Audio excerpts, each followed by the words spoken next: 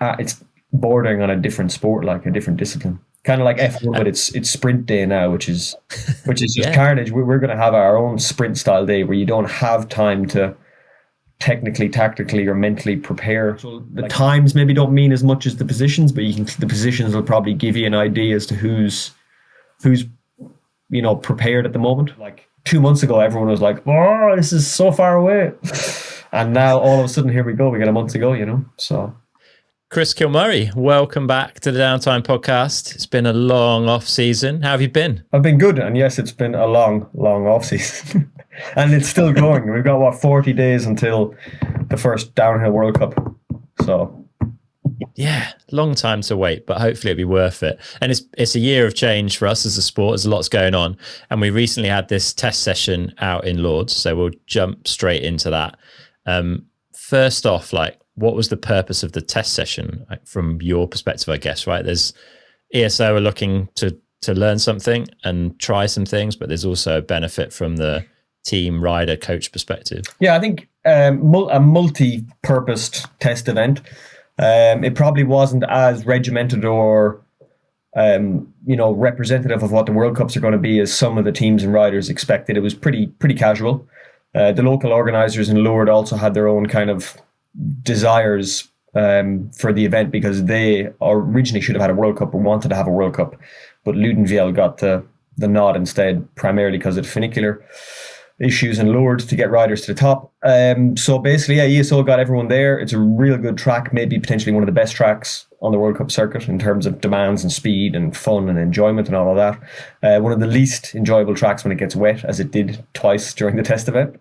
But basically, ESO wanted to get all the elite teams on site, so only the elite teams, top 15 elite teams were invited. Get everyone on site, try out various versions of new taping and course marking strategies, get everyone who works for the ESO on the course side of things, on the media side of things, on the marketing side of things, get them all in one place with the teams and the managers, because obviously face-to-face communication and just general mingling and chit-chat is a lot more productive than a barrage of back and forth emails and text messages. Yeah. And then on race day, not a race day, we tried out the 2-hour-ish turnaround, an hour 50 to 2 hours between semi-finals and finals, which is what they're going to be aiming for at the World Cups in terms of turnaround time. So if you're, say, protected, you qualified poorly, but you're protected, qualified poorly for your semis, then you're protected for your semis and your finals. You'll have a minimum of an hour 50 or 2 hours. So they kind of worked the start list of 40 odd riders, 30 elite men, 10 women, 5 juniors here. Worked that off that principle and slotted everyone's start times in and around that gap to see how everyone kind of coped with it and dealt with it, really, and to get feedback then pretty much instantly, on site, which was I think really feedback across the board, direct without any delay, was the main goal of the operation. So there you go.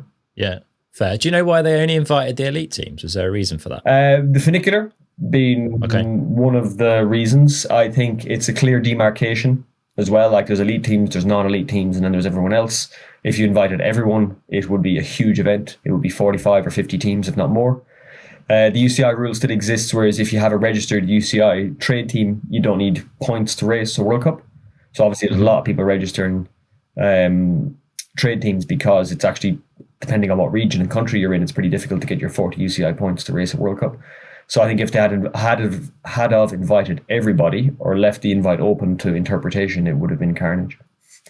Yeah. Yeah, and unfortunately, the realities is that the lift system in Lourdes is the funicular. It's about 150 people per hour if you really push the limits of the 2 centuries old machine. And with your 1 hour 50 to 2 hour turnaround time between semis and finals, you would not make the potential to not make your semis is pretty high. Not make your finals is pretty high. So and that's going to impact us this season at venues like Léger, where we have 2 lifts, one of them being very slow. So I think there's some big sporting decisions to be made in terms of track lengths for venues that don't have good infrastructure. So there you go. Yeah, or venues that maybe used to work and now won't work. Right? Yeah, totally. Yeah, so I think now infrastructure in terms of having a good lift, ski lift to get people to the top is going to be pretty high priority, I think, going forward, as they say. Yeah. So there's this open invite to elite teams then, and it seems to me, looking from the outside, it seems like a bit of a no-brainer, right? It's a chance to see where everyone's at. It's a chance to experience the event in the hands of the new management and running, to look at all this course tape stuff, to have some potential for input and feedback. Not everyone that had an invite was there, though. No. Any thoughts on that? A few of the teams didn't show up. Dorval, Commensal, Pivot, and maybe one or two others didn't show up. And I think the primary reason was because it clashed either with team camps or Sea Otter that were already penciled in. I think the test event was announced relatively late, like a lot of things. So yeah, I think it clashed with Sea Otter, and obviously a lot of teams haven't got to go to Sea Otter, which used to be, back in your day and my day, used to be always the kind of annual season opening event. Everyone would race slalom and it'd be sunny, you'd see some new product, everyone would get together and complain about how bad the downhill track was and whatever else. So teams haven't really got to do that for probably the guts of a decade, I'd say, really. So I think a lot of teams just took the opportunity. They were like, oh, okay, well, we have the opportunity, especially the teams that are, heavily sponsored by American brands or whatever. So, and then on the flip side of that, a lot of the teams took the opportunity to do the test event primarily because of the track, not even because they wanted to test out or see anything that the ESO had to bring. They were just like, Lourdes with tape. Let's go, Yeah, okay. And I guess you've got like all that backup of medics, marshals. Like it's the safest way to get up to speed on a World Cup level track, I suppose. Yeah, probably the only way this season where you'll get whistles, tape, an amazing track, an evacuation plan, all of those things, all good to go on site, So yeah, a lot of people just grabbed the bull by the horn, so to speak, and got stuck in. And a lot of not all of the riders, but it started to rain on practice day just after lunch. And a lot of people sat it out to see if it was going to rain more, and then they'd head back up. Or see if it didn't rain enough to actually make it wet, and then they were just going to call it a day. But in the end, it rained so much that the marshals got pulled off the hill at 3 p.m. instead of 5. Okay. But a lot of riders and teams managed to squeeze in quite a few wet runs. So you could definitely see who had come to the event really, I think, maybe mentally or organizationally prepared to be like, no matter what, we're doing X number of runs, So yeah, I heard Loic say it was pretty useful actually that it was wet conditions and dry conditions, because they got to test a load of different stuff, tire setups, like look at that, transitional conditions as well, I guess, when you're transitioning from dry to wet and wet back to dry. So yeah, totally. If you're ready for it, lots to be learned. Well, I think especially now with the new schedule where we're going to have some crazy, the way the new schedule works out, it's basically, 3 complete days of riding for the elites. They'll have junior racing in between practice and time training. So you'll have a huge gap in between between qualifying, sorry. So junior qualifying in between practice and time training, and then junior racing in between practice and qualifying runs. So you're going to have like 5 or 6 hours between, which the elite men never really had before. The elite women did. The elite men never had 5 or 6 hours of not seeing the track and then having to go and execute. So literally conditions wise, especially with weather, anything can happen. So I think, being adaptable now is going to be even more important than it was previously, to the point where it's bordering on a different sport, like a different discipline. Kind of like F1, but it's sprint day now, which is just carnage. We're going to have our own sprint style day where you don't have time to technically, tactically, or mentally prepare like you would have done in the past, like to build for the crescendo. Now we're going to be in this just repeat scenario. So yeah, I think getting whatever tires on and whatever kit on to get out there and get fast runs in the wet was pretty important. Yeah. Yeah. What was the feedback like from riders on that tight turnaround then between semis and finals? Because it's the first time they've gone and done that, especially for the younger riders that weren't involved when we used to have qualies on a race day. I think by and large it was neutral is what it was. It's the case of like, we don't have a choice. This for now, that's the schedule. That's how the racing is going to be. Some of the riders, maybe some that weren't in attendance at the test event, are a bit more vocal about it, but disliking semi-finals. A lot of the riders just are like pretty neutral. They're just like, yeah, it's maybe not how I'd like to race, but it's what we have to do for now anyway, at least for 2023. So they're just going to get on with it. And I think when you actually do it, even though it's not ideal in terms of cool down, nutrition, reflecting on your run, working out how to get faster, where to get faster, how to win a race, it's not as a clear-cut process as it was previously. I think when the riders actually did it, they were like, oh, it's not too different to just smashing laps in training like I always do, you know. And I saw some riders did 2 complete warm-ups. Some riders did like portions of warm-ups for semis and then a more complete one, or an even shorter one for finals, depending on how they felt. So I think there's, you know, in my position as a coach and any of the coaches out there, there's a lot of experience and evidence, you know, scientifically driven stuff that we can lean on in terms of helping riders prepare and design warm-ups and stuff. But really, we're going to have to feel it out. We're going to have to feel it out based on the type of fatigue is created per each track, the type of fatigue and the type of feelings that are created, you know, for each venue and each back-to-back event and that sort of stuff. So I think kind of like like to lean on F1 again as an example, like the teams for F1 figured out with this sprint day, which have never done before, we're going to have to figure out bits and bobs as we go. And I think the test event was a nice introduction to that. Yeah. So I guess the better staffed and resourced teams are the ones that are potentially going to benefit. There's more heads working on the problem. There's more resource available to cover issues with, you know, things being compressed. Like I've heard teams talk about needing 2 bikes set up ready for racing, because if there's an issue in semis, you're probably not going to have time to fix a bike or rebuild things before the finals, for example.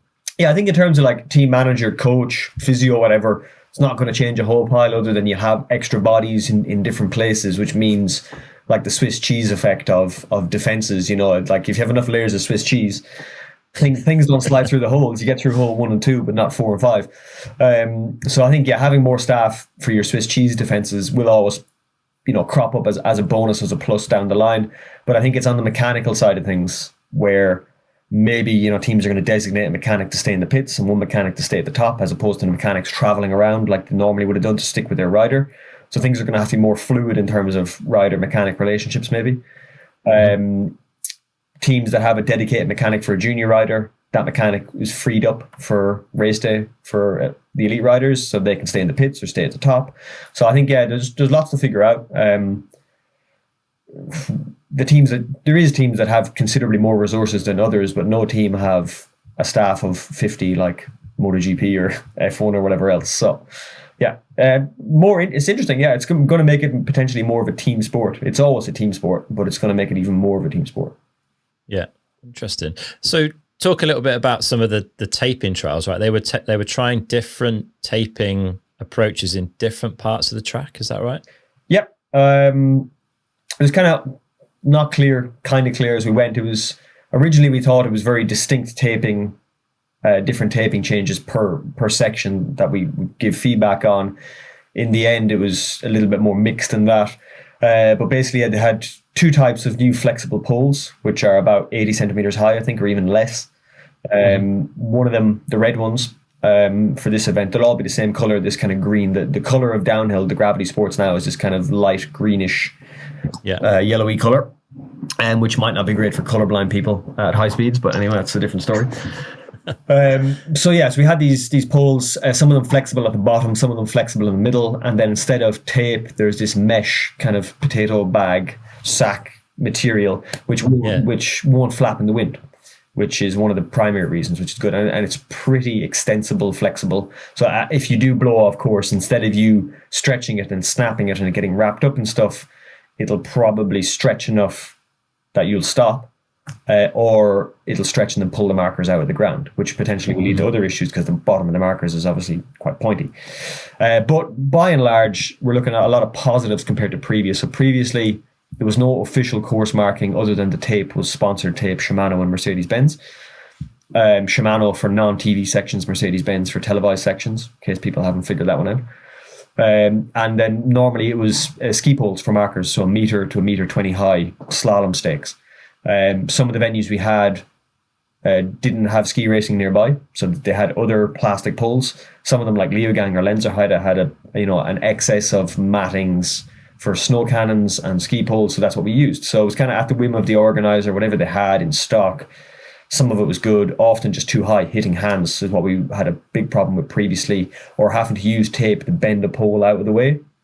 And then the tape would move a bit more, and then the pole would move, and then you'd have the question of whether is the pole or the tape marking the track. Can I bunny hop the inside? Can I ride? If it gets knocked out, who cares? No. So we had quite a bit of ambiguity in marking in the past. Whereas now the goal is to have less ambiguity, and by and large the feedback was quite positive. There's definitely things to work out, but I think Rory Cunningham, who's doing the sporting side of things, to make events, fair, equal, and consistent. He was taking feedback from everyone, from us coaches, trackside, from team managers, from riders especially, and the feedback was by and large positive. So I think they're going to go with the small course markers that are flexible at the base, not in the middle, and use the netting / tape where needed, and then run markers very close together where the tape isn't really needed or warranted. So it's going to be a bit of an adaptation curve, I think, because visually, if you've got a breaking point, you're probably, and the tape is, say, perpendicular to your breaking point, you're probably actually using that fixed marker as part of your time to contact, basically, and that's how the brain organizes how hard and when to brake, and that's something you kind of build up in your short-term memory, build up the experience of as you go through practice runs, hence why you need practice. And then that's what gets super finely tuned for, your race runs, basically. So with less practice, more racing, strange course marking, I think we're going to have a little small adaptation curve. And then the newer thing was the apex pads, which is these huge pads that are going to be used to demarcate, to create chicanes or mark apexes or just block off certain areas of track. So like the feedback in them was like, they're odd. Yeah. The base is flexible, but it's like a metal base. So if the pad pops off, there could be some safety issues. Line of sight was an issue. If you're coming from slightly below it and the next bit of track is flat or slightly above you, then there's some obviously line of sight issues where you can't see the next line. But by and large, it's just like having a big boulder in the track. You're just going to learn where to look and when to get around it. So I think, as long as, like, my feedback to Rory Cunningham and everyone at ESO, along with a lot of the riders' feedback, was as long as they're willing to implement our feedback on site for each track, as in this does or doesn't work for reason X, Y, or Z, then everything should be pretty rosy. I think by and large, positive changes.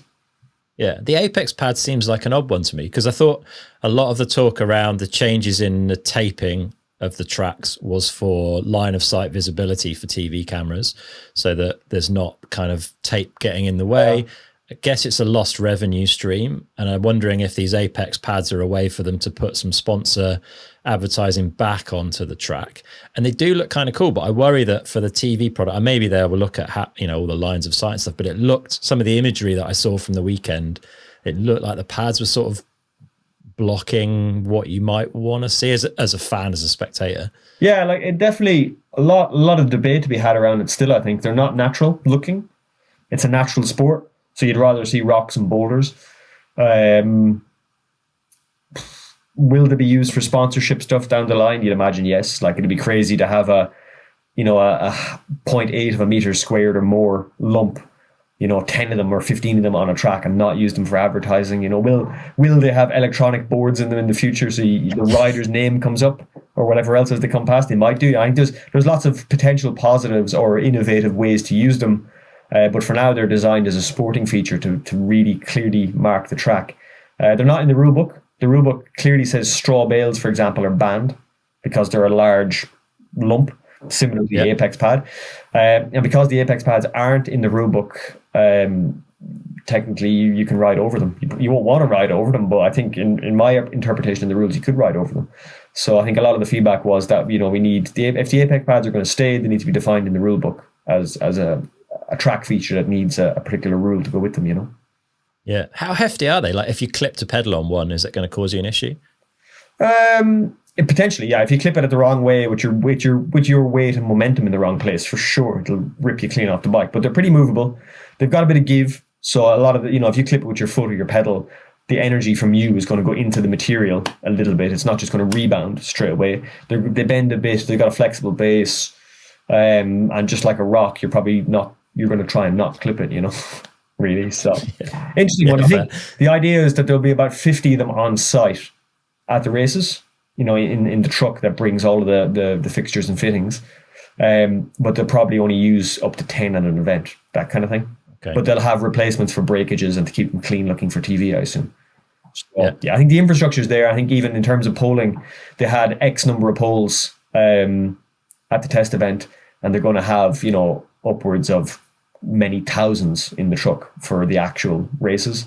So, because obviously they need duplicate sets to go to the next venue before we head to Leogang from Lenzerheide, they're going to have to already be in Leogang setting up, So, yeah, cool. I didn't see this particularly well, but it looked like the Finnish gantry was different as well. It got like 2 big TV screens either side of the track. Yeah, so 2 big digital screens either side of the gantry, and no horizontal fixture. Yeah, cross member. Cross member's done because obviously the rider disappears on the TV image for a tenth of a second, 10 tenths second, whatever. So yeah, getting rid of that obviously doesn't visually look as much of a finish line. But the actual digital screens each side reminded me quite a lot of what they're using in alpine skiing the last couple of seasons, where the rider's headshot pops up with their stern-looking headshot, their name, their statistics, and all to go with it. And the way the timing was delivered, so the split times and the finish time, the way that was delivered to the people at the finish line was a little bit more intuitive than it has been in the past. So I think by and large, it should be pretty cool. Yeah, steps in a good direction. And I trialed like a rider signing thing for fans that are on site as well. I sort of saw something along those lines. Yeah, I know they want to improve the fan experience. Yeah, fan experience is definitely going to go up, but it's obviously going to be a bit of I'm not sure exactly how many World Cup riders are going to actually be asked to attend, whether it's based off world ranking or social media popularity or how it's going to work. But yeah, I think there's going to be a press conference on practice day 1. For the elites, there'll be a press conference that morning from 9 to 10, and then there'll be a signing session as well at some stage in the week. And then I think there's like a central media portal planned, so team media people, whatever else, can say all rider X and Y are available at these times for interviews, TV, newspapers, whatever else. So yeah, they're trying to get a little bit more organized as a central point of contact, which is cool. It's good because it's what sports need. It's what a lot of sports have, so it's what we need. Yeah, it's good stuff. Any other like changes that were obvious to that event? Not really. The timing company is the same, which is good as previous.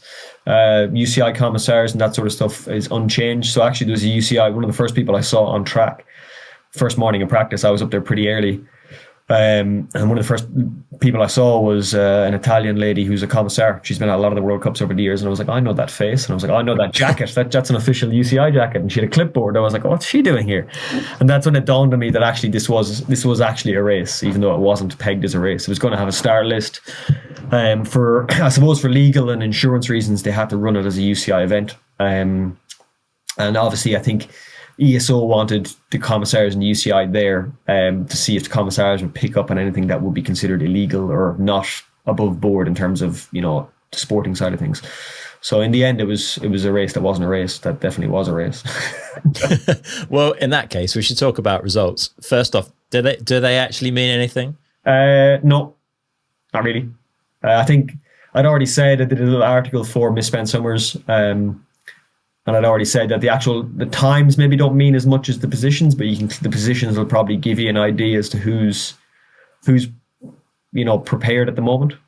So that doesn't mean people won't be prepared in another 2 months' time or 6 weeks' time for Lenzerheide, but I think you can kind of see who was really keen to just punch out fast laps and who was able to get up to speed quickly and execute regardless of conditions. The actual times themselves probably had a little bit of risk aversion involved. It was pretty, like you saw with Jordan Williams crash in his finals run as quick as qualifier. It could go really wrong really quick. So yeah, I was going to say the times looked, based on previous races there, they looked a bit of a chunk off, but equally I didn't see the track, so I don't know if there were changes that were causing that or conditions, but yeah, I guess people weren't. Actually faster taping wise, which is was some feedback we gave to the ESO.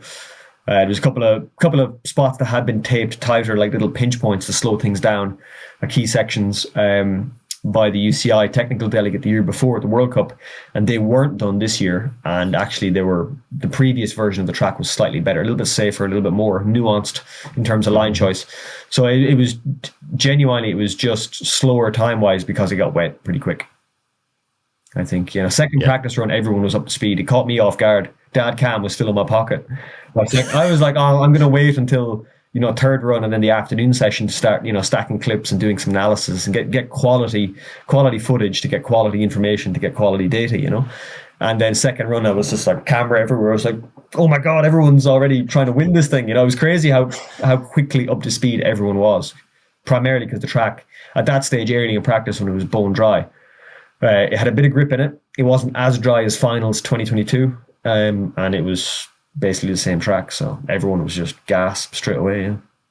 Yeah, fair. And one of the things that we shared a concern about when we spoke, me, you, and Nico, when they first announced the format with semi-finals and stuff, was that the fastest time of the weekend might well come from the semis and not from the final for various reasons.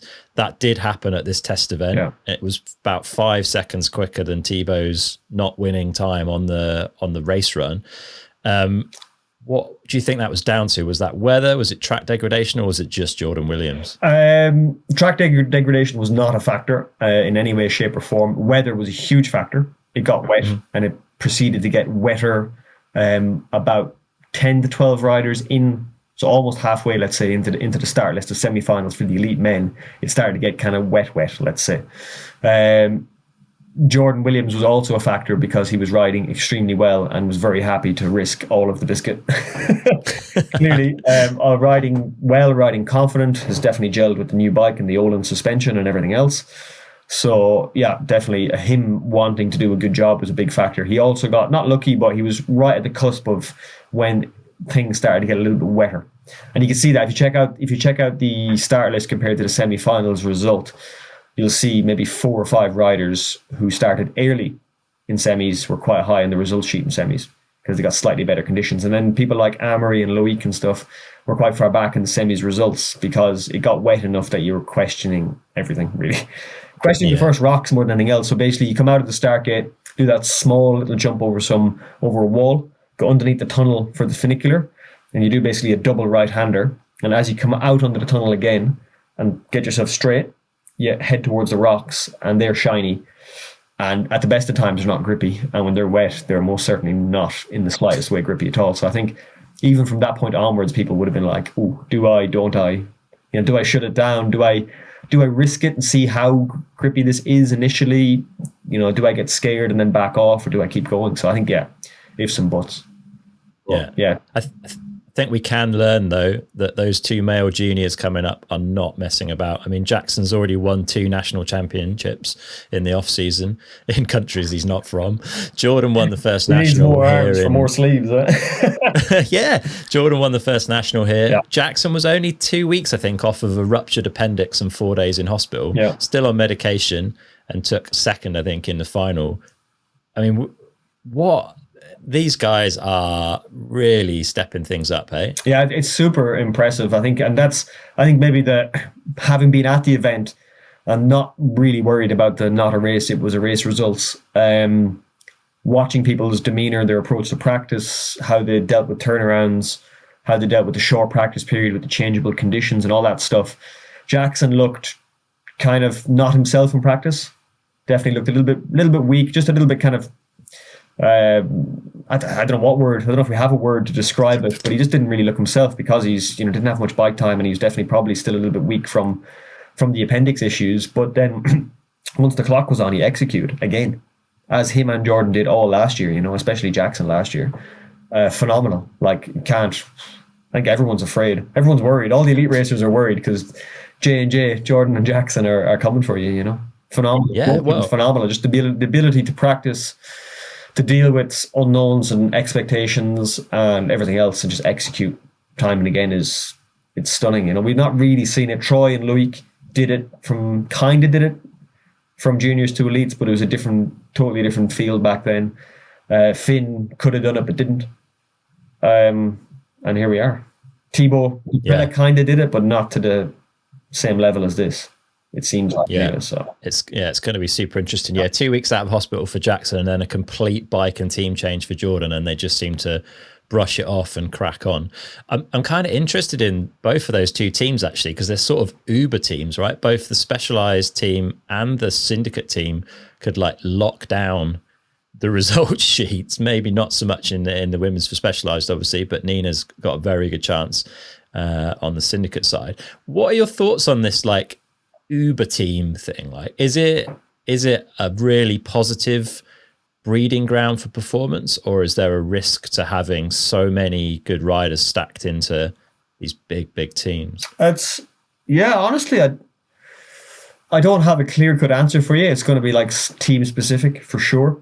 Like Specialized obviously have 3 top elite males. Finn was arguably the fastest man last year when everything stayed upright. Only guy to win, pretty much every sector in a weekend. So qualies and finals last year in Mont Saint Anne. The only one he didn't win was the last sector without a chain in finals, which he probably would have smashed if he had a chain. So Finn is like, one of the guys to beat potentially.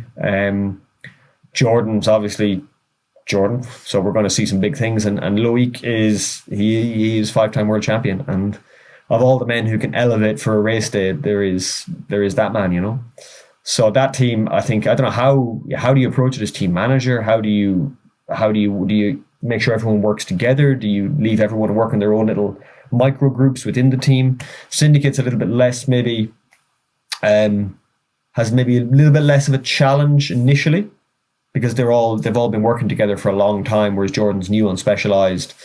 They've got Nina, who's not in the male category, so that helps kind of keep things a little bit apart and different, or the riders can help Nina so they don't have to help their male teammates or whatever. But I think the whole, from the management perspective, helping throughout a season, especially as the series overall progresses and people slot into their kind of where their pace is leaving them in terms of points, and who they're battling with at the races and who they're battling with for the overall, whether they're battling for overall titles. Once all that starts to unfold, then the management side of things will have to be thought about. So yeah, like you said, Uber teams, if everyone ends up on the podium of a weekend, everyone's best friend.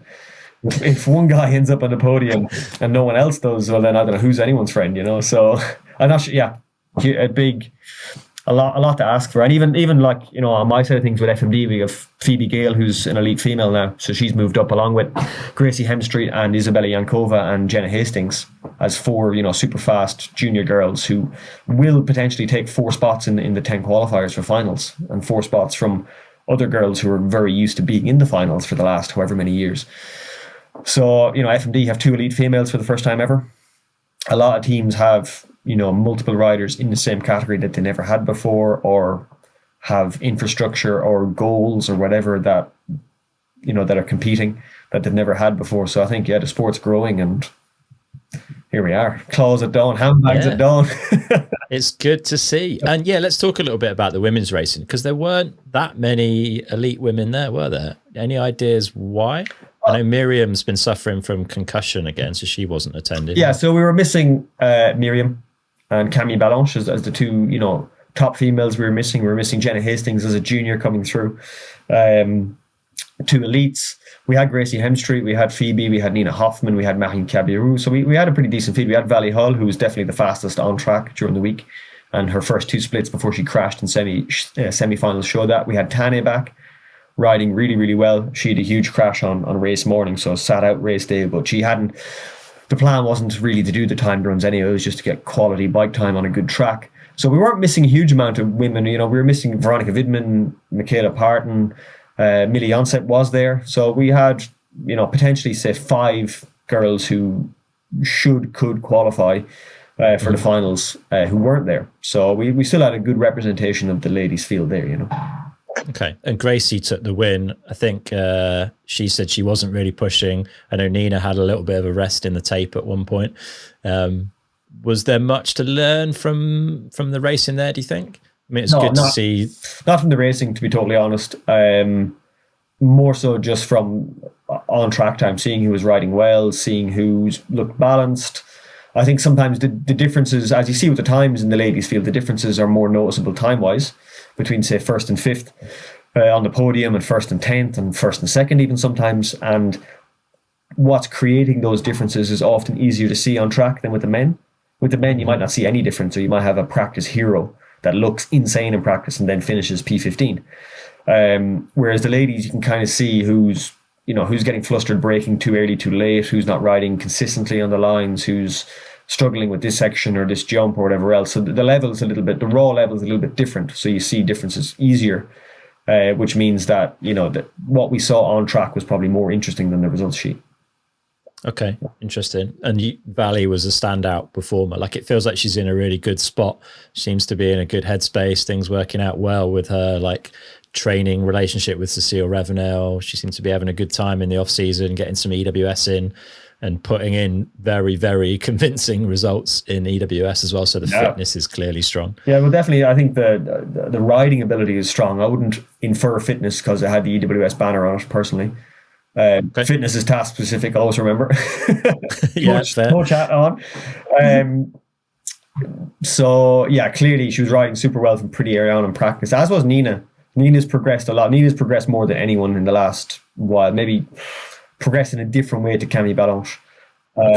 So how would you look at the differences between those two's progression then? Nina's has been more marked in terms of what you see on track.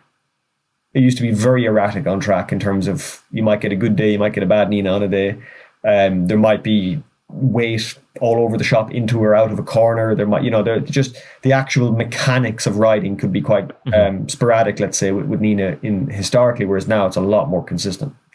Okay. And that's leading to just more consistent practice, which is leading to more consistent learning, which is leading to more consistent runs on the clock, which is leading to better results. Whereas Cami is just kind of like, not much has changed except the times are really fast. So yeah, obviously lots has changed for Cami as well. So I think Cami is, a behind the scenes rider who's extremely astute in terms of building race runs. So you don't see as much on track, or it's not as noticeable on track at times, but that's irrelevant really because the proof is in the pudding with Cami, So it's been a different trajectory, which is cool to see. Which is really cool to see. Yeah, and definitely cool to see some of those other women stepping up from junior into elite. So like you say, Gracie, Isabella, and Phoebe. There's going to be a really strong field. Like those 10 spots are not going to be easy to come by, I think. Yeah, I think like the raw pace, the junior girls were quite far back on Nina and Valley's sector times, by and large, for the weekend. But Nina and Valley, less so Marine for some reason, but Nina and Valley definitely got up to speed really quick. You can see they kind of slotted in. It was like 2022 again. They just slotted into a World Cup. Here I go. So the experience level, you can see the difference between the males, between the elite and the junior females coming through. But I think in terms of raw ability and pace and that sort of thing, given enough time, and that time is probably only going to be a race or two, I think you're going to start to see those junior girls coming through, Isabella, Gracie, Phoebe, and Jenna Hastings. You're going to start to see them chipping away at some really strong sector times and then eventually some really strong race results. So yeah, it's really exciting. We finally got we're going to have I'd say we have 12 to 14 women for 10 final spots, maybe. Okay. Is what I'm saying. That sort of bracket, Yeah. So you got Louisiana as well, the Scottish Kiwi transplant. She's super capable as well, but we've not really seen her race very much. Shanna Hearn's coming to do a full season as well from Australia. There's a whole host of American and British girls that will probably come to some of or all of the races. So yeah, it's going to be really, really interesting. And for the first time ever, really, Isabella Yankova, Phoebe Gale, Gracie Hemstreet, Jenna Hastings, Louisiana, some of the other girls have actual support, genuine factory support. A mechanic, a dedicated mechanic, team staff, a physio, a coach, maybe a chef, a team manager, 2 bikes, lots of tires, lots of wheels, all the things you need. So there you go. It's cool. Yeah, it's good to see. It's good to see. And then one rider that I thought was particularly impressive from the weekend, and I shouldn't be surprised to be impressed, but Greg Minnaar had that huge crash in Val d'Isole. Must have been a pretty scary injury, some time spent in a neck brace. Not the youngest guy on the circuit. He had off-season surgery, I think, on a wrist or a hand or something. Very little bike time. Yet he's still up there, sitting 5th and 6th at all the splits, apart from the final sector where he dropped back to 10th. But it's pretty incredible, hey, to see the hunger, the thirst for it that Greg still has, even after those issues in his off-season. Yeah, still tweaking every knob possible on the bicycle. Relentless tweaking, the king of tweak. So yeah, what can you say? There is only one Greg Minnaar. He does exactly what it says on the tin. The tin of Greg Minnaar does exactly what it says, which is race bikes. I race bikes and Greg races bikes. And I think, if you actually just boil it down to the fact that Greg races bikes, he doesn't show up on the start line to participate. He shows up to compete. And that you can see it in practice, you can see it in testing, you can see it in his knob twisting and tweaking, you can see it in the grey hairs in his mechanical aisle. Like, the guy wants to win, not even do well, he just wants to win. So you can clearly see that, the intention is there. So yeah, pretty phenomenal. He'll be thereabouts. He's going to have a tough time with his far smaller teammates for sure. But what can you say? Greg Minnaar. Yeah, there you go. Mad. Incredible. I think it was a thumb surgery he had. Okay. Yeah, collateral ligament potentially in the thumb, skier's thumb injury. I think that's what it was, like a leftover injury from a long time ago. And they often crop up as calcification of ligaments and tendons and arthritis as you age a bit. So probably quite to be expected kind of injury, But the fact that neck surgery, rehab, hand, especially these two digits on your hand, index and thumb. Once you injure them, mountain biking becomes a lot more difficult than you think. Take these guys for granted, So yeah, can't say much. It's going to be super interesting to see once we'd have to knock out a qualies and a semis and a finals over 2 days. How Greg's experience and his race head will, where that's going to leave him in the results sheet. Yeah, never count him out. Never count the man out. What was the general feedback then from the riders? Were people like pretty positive about things? It's the first time, like we say, that the riders and the ESO have all been together face to face in what was basically a dry run of the event coming up. Yeah, I think by and large, it was positive more than negative, or a lot of neutral feedback. A lot of like, yes, this is okay as long as you continue to take our feedback as we progress through the season and we work on details or small issues that crop up. So as long as the communication channels are open and wide, everyone was super positive. And the ESO staff were walking around the pits and on the track, from the media staff, like who were going to do the live footage, like Rick McLaughlin, to some of the marketing staff, to the sporting staff, to Rory. And we had I think there was 4 or 5 people on track in terms of track staff who were going to be at the majority of the races. So most of the staff were there, the key staff, and they were mingling and walking and doing their jobs all week. And everyone was, I think, by and large, positive. Yeah. Good. Excited to see how it unfolds in Lenzerheide in a few weeks' time. Before we wrap up, let's just chat about a few other bits and pieces, cover some team moves and changes of some of the bigger ones. There wasn't a huge amount of shifting about this off-season. One of the moves that sort of interested me was Millie Johnset to Canyon Factory Racing. It's cool to see Millie getting that like top tier factory support. It's going to be interesting to see how she progresses with that support and a bit of Uncle Fab's time. Yeah, it's going to be really, really interesting to see how that, because she's had great support throughout her career, really. But now she's the lead female on a top team, and a team that's never had a top female before. So, Tanya's obviously has her own team riding under the Canyon banner, which is different. So now it's the Canyon Factory Racing, which is the factory team, has Millie. So it's going to be super, super interesting. But like we said, the ladies' field is stacked, like literally stacked. So even we're potentially going to get to the point where a couple of mistakes in a run or a single mistake in a run is going to leave you, not getting the points you're previously used to getting. So it's going to be so it's exciting. I think for all the ladies across the board, for everyone, it's going to be super exciting. Yeah, definitely. And then Ollie Zoir moving from Union over to FMD. It's cool to see another like big podium contender under the FMD banner. Yeah, unofficial fastest time of the weekend, maybe in Lourdes. Okay, I think first day of practice there was timed runs happening all the time, which wasn't really communicated, but basically the transponders were on. Timing gate at the start was sometimes open, sometimes closed. So accuracy to the 10th of a second, I'm not so sure about. But he definitely had the fastest time before the rain, as far as I remember. So the boy is going good. He's gelled really well. It took him a while to get on top of the change from the Santa Cruz to the Canyon, but he's gelled super well the last couple of months, I think he said, and he's really enjoying having a bigger team structure. Union had great sponsors, but had a really small team structure around it. So now he's kind of like, I can literally just sit down between runs, I can sit down in the evenings, I can sit down in the mornings, I can sit down between runs, I can just rest and regenerate between having to go do my job. So I think he's definitely a man to watch this season. It's going to be super exciting and cool for FMD to have an elite male that's really that's really capable of top maybe top 5s, even top 10s. He got quite a few top 10s last year, so it's another kind of unknown quantity really as we go to this new format. It's really exciting. Yeah, definitely. Another one that stands out is Luke and Remy Myersmith onto Giant. Both riders with a lot of potential, some incredible results last season and already this year in the enduro side of things. Thoughts on that move? Yeah, interesting move out of Giant. Giant, I think, have a new staff structure, new management on the team. Really excited to see what those boys can do. I think they're testing out, or they have a new bike, a Mullet Giant Rain or whatever it's called.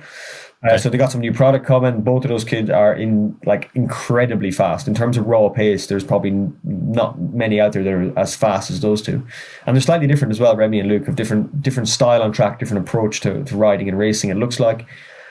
So yeah, another mega exciting. I think if we have the same conversation we're having about the women, if we have it about the men in terms of the available places for finals, 30 men going through the finals.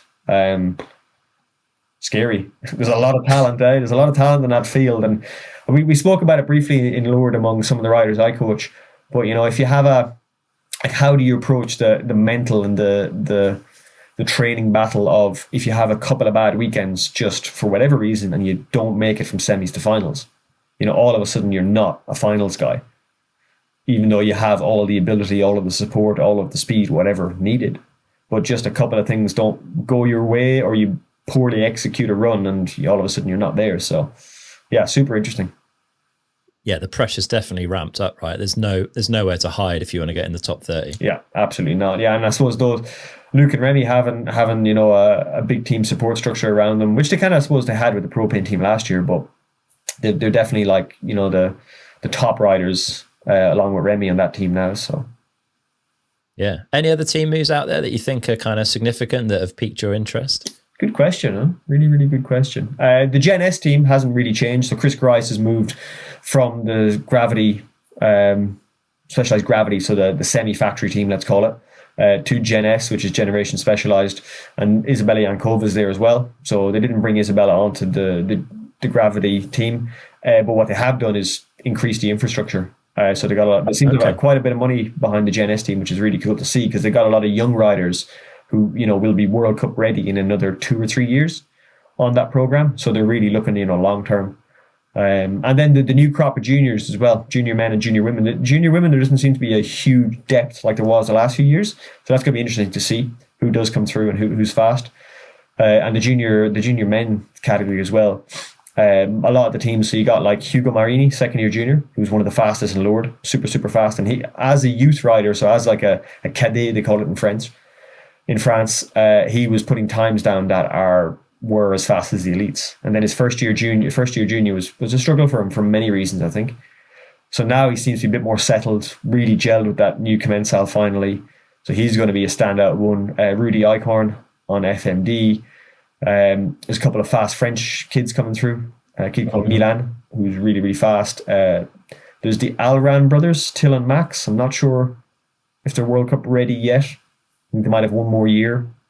Off the top of my head, I can't remember, but there's a lot of fast French kids coming through as well. So I think the talent feeder, as we were talking about Jackson and Jordan being so fast and coming through and being able to execute right at the sharp end from the get-go, we've got, it seems like another crop, at least on the elite, the male side, another crop of fast juniors coming through. So how they develop and how they deal with they've got a different schedule now, the World Cup. They're going to practice the day of track walk and then qualify and race. So they're going to kind of be apart from the main show more so than, say, Jackson, Jordan and the other juniors were the previous years. So whether that's going to impact on how quickly they develop and how they transition to elites is kind of to be seen, Yeah, interesting. Lots of stuff going on.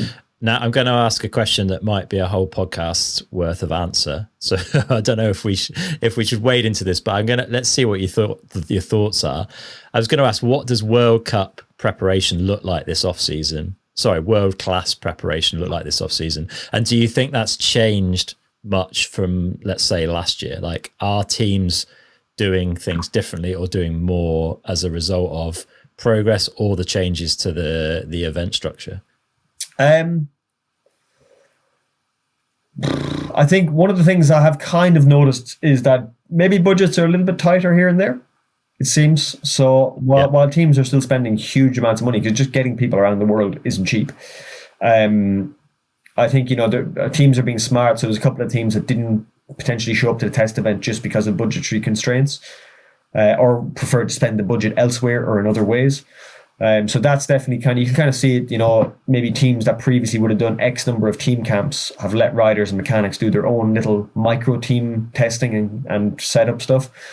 So there's definitely been some budgetary stuff, or maybe because the season's going to be, has a big gap in the middle and people want to spend money more so in the middle of the year or whatever. So there's been a little bit of that. But then around the actual training and preparation itself, I suppose I can only really speak from my experience, working with multiple different riders on different teams, that there's been a lot of riding. So at least with the riders I work, there's been quite a few riders who've done a lot of riding and have taken the time. So basically, across the board, we've done a lot of, train for 2 or 3 weeks, and then they'll ride or have a team camp or travel somewhere to ride, quality downhill for a week or 3 days or 2 days or 4 days or whatever it is. So there's been a lot of that. So it's almost been easier at times to plan and organize training because people are getting less bored.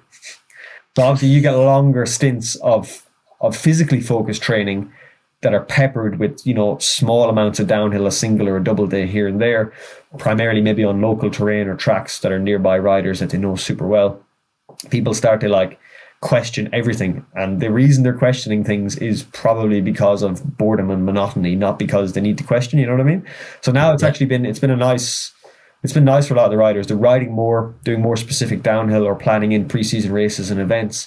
So we have these smaller blocks of, focused, condensed training. So everyone's just been really knuckled down, I'm back from this event, I'm going to train for X number of days, do this many sessions, get back on the downhill bike, yada yada. So it's been cool. So far it's been good. Obviously the risk of injury or the need for extracurricular activities has been high as well. So there's been lots of motorbikes, lots of other bikes, I wanted people to go on holidays, but not many people actually went on holidays in the end. And we're at that point in the off season where the pace starts getting quicker, the wick starts getting turned up, and we do tend to see a few injuries creeping in before that first round. Obviously, Nico's out for a chunk with his hip that he sustained racing a few weeks back. Anyone else we're aware of that's kind of out? Obviously, Miriam, has some ongoing concussion symptoms. Miriam has ongoing concussion symptoms. Tani is still taking progressive and stepwise cautious approach to the return because she wants to return at her best for a long period of time. So she's taking her time. Greg, like you said, is obviously come back from his surgery. Nico's done his hip. Lucas Shaw's come back pretty well from his broken wrist, I think it was. So, and then there's probably some, like Jack Moyer had an injury that he had to rehab pretty quick before the first EWS. There's been lots of little bits and bobs and probably a lot of stuff that you don't see on social media and that sort of thing. So, and there was a couple of riders didn't show up to the test event because they had odd or weird crashes or tweaks that they didn't want to, Well, it's funny. I think we almost assume that we should be informed via social media of these things. But whatever way the social media algorithms are working these days, it seems that the riders at least are using them less and less. That's my take on it anyway.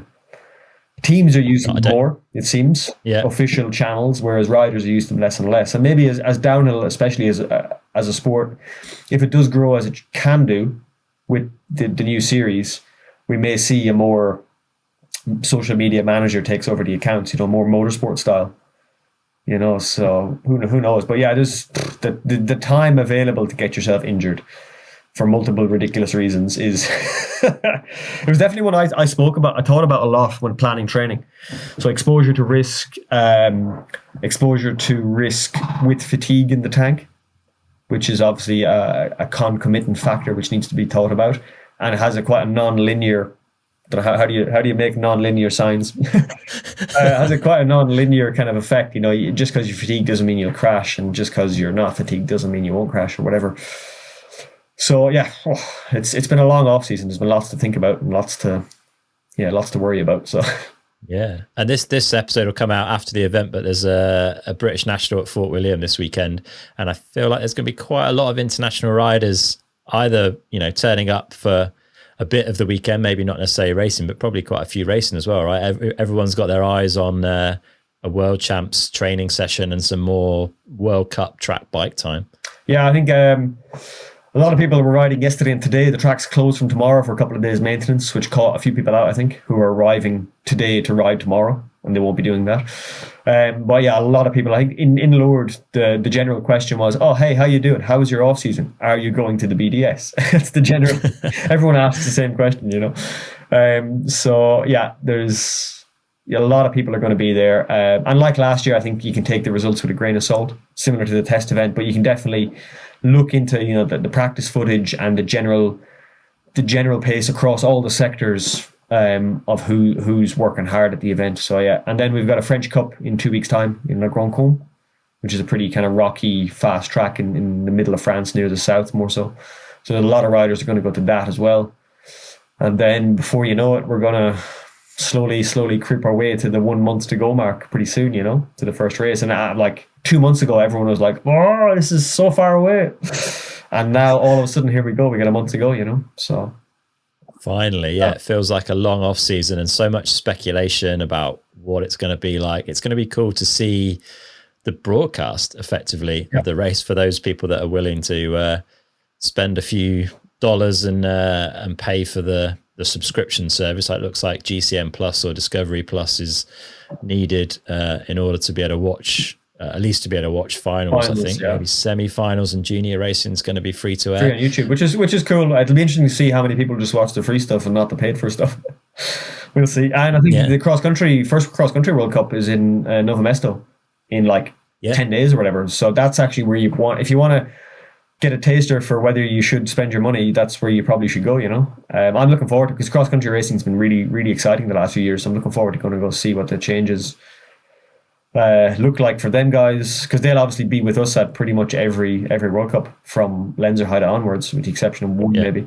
And I think the plan is in the future to have everything together every race. So yeah, I'm excited to see and think, obviously if you want to watch, you know, the free stuff and then go ride your own bike, or you want to watch the free stuff and then, you know, watch the other stuff on demand afterwards, I think there's lots of options to consume in the future. So it is going to be interesting to see how the fans take to it and how the live footage goes and everything else. And the one thing that wasn't in Lourdes was cameras. So,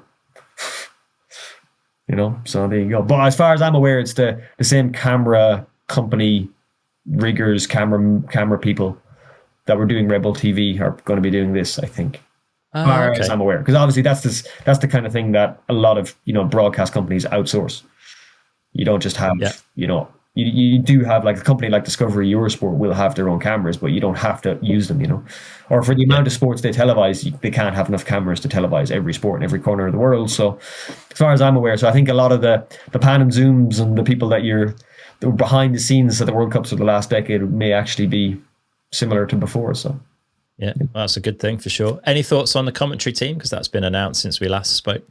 Yeah, I suppose they've got Cedric Gracia as the life of the party, trying to replace a bit of Rob Warner. It's going to be good. You know, Cedric's a character of the sport and really experienced. I listened to some of Cedric's commentary in French for national champs, which would have been on one of the national champs the last few years, which was on television here in France.